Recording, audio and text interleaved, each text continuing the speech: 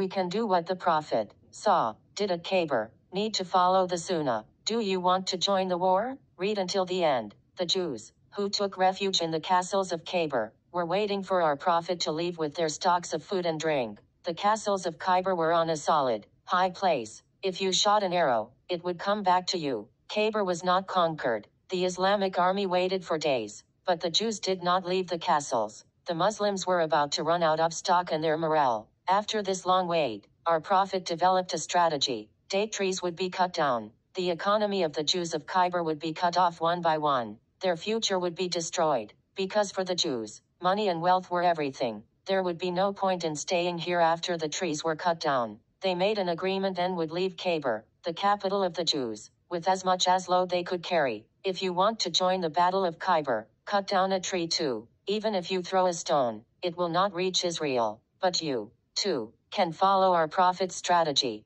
Take your axe and cut down the Jews' trees. How does? Every Jewish product that you buy is a tree. Cokes, Pepsi, Fantas, M&S, AMC Donald's, Domino's, Pizza Hut's, Tesco's, Sainsbury's, Morrison's, Ariel, Algidas, Max, Danone's, and look from Google who are supporting them. They are their trees. Do you want to join the Battle of KHYBER? So take your boycott axe and cut down the Jews' trees. Our Allah says that whoever does the slightest good deed will receive his reward. Spread this message to all your Muslim groups. I request. It's time to join KHYBER.